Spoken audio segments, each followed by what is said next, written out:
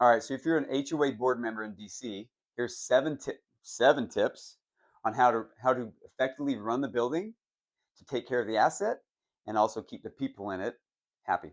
So number one is run organized, transparent meetings. Number two, know your documents and use them. Number three, realistically and funded reserves. Number four, maintain the property proactively. Number five, enforce rules fairly and consistently. Number six, manage money and collections carefully. And number seven, communicate and use professional help. So let's go through each one of those, okay? So number one, run an organized, transparent meeting. What this means is you are going to give proper notice for these meetings. You're going to have proper note taking for these meetings, and you're going to start these meetings correctly, and you're going to end these meetings correctly. And what this does is it gives everybody in the building an opportunity to attend and an opportunity to be heard. So make sure all the meeting is structured. There's an agenda and a clear start to the meeting, a clear time when other members or other owners can have discussions and ask questions and bring questions to the meeting, and then a clear ending to the meeting. And then that's all documented and saved for future use. Number two, know your documents and use them. So this is actually the most important. Is a lot of times we run into situations, especially with like say water or insurance issues or noise complaints, is how do we handle this? The bylaws spell out most of this.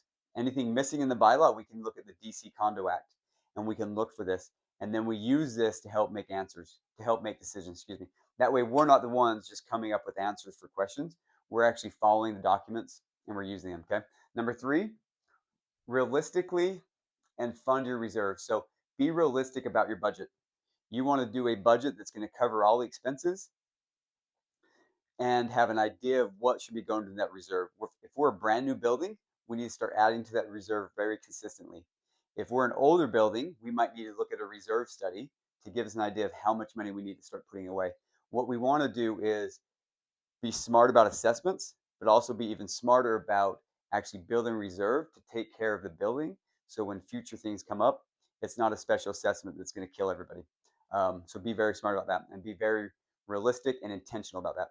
Next is maintain the property proactively. So this kind of goes hand in hand with the budget. Is we want to make sure we know there's things that's going to need to be done. Does the exterior need to be repainted? Does the roof need to be checked? Does the foundation need to be repaired? All these things are maintenance items that we can take care of and actually plan for. And that way they don't become large expenses down the road. And so proactively take care of the building, having eyes on the building, and making sure we're taking care of maintenance items before they become emergencies and bigger issues. Number five, enforce rules fairly and consistently. So this is again kind of going back to making sure you're using your bylaws and the DC Condo Act and knowing how we're going to enforce when a tenant does X or Y, or a resident does X and Y and doesn't take their trash out, or they're leaving trash by the dumpster, or they're parking in the wrong spot, or they're leaving stuff in the hall. All these things that come up that we feel like we shouldn't have to deal with, that unfortunately that is the role of the board members. But doing it consistently and fairly. Number five, managing money and collecting carefully and collections carefully. So this is making sure assessments are collected, they're accounted for, the budgets paid and handled correctly, vendors are paid correctly, and then if there's unpaid assessments, what we need to do based on the bylaws and everything to make sure that we are correctly assessing late fees and even placing liens if we need to collect that money, especially when we're talking about a small building. If 1/10 of the owners aren't paying, that can be a huge dent in that reserve or into that operating budget that we didn't plan for. And so it's looking at these and making sure we're being very proactive and staying on top of this, and using the rules and enforcing the rules to help the building as much as possible to make sure we take care of that and we take care of the building.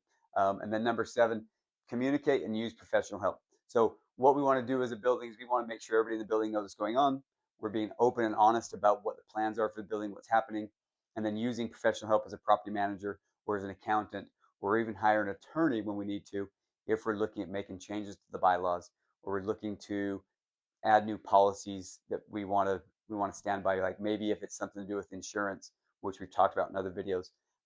Insurance can be a huge budget killer, and so we're recommending to a lot of our HOAs is let's look at increasing the insurance, the deductible, so everything's not being filed against the master policy. But let's also look at adding a gatekeeper policy possibly, or even adding requiring HO6 policies from every homeowner. So all these things are doable, but we got to make sure with the bylaws they're allowed. And then if we have questions about it, we consult with professionals to walk us through it. So those are the 7 steps that you can do as a board member to make sure your building is running effectively, you're taking care of the building, you're managing the asset correctly as that board member, and then you're also giving everybody in the building an opportunity to be a part of these decisions and know that you're there in their best interest. And then when anything comes up, you can say, here, this is why we did this. Look at the bylaws. The bylaws state X. This is why we did this. Or the bylaws are very vague, but the DC Condo Act speaks to this. And so here's how we handle it. So the key is to be intentional, to be clear, and to follow your policies, your procedures, know your documents, and use them. And so these are the 7 steps to run an effective HOA in the District of Columbia. If you have any questions, we'd love to help you. We manage small buildings in the District of Columbia. We manage anywhere from 4 to about 50 unit buildings, and we can become your partner that helps you with a lot of this, helps you facilitate a lot of this. You're the eyes, the ears, the person in the building. We're the ones that kind of handle behind the scenes, accounting, vendors, helping set up meetings, that kind of stuff. If you have any questions, feel free to reach out to us.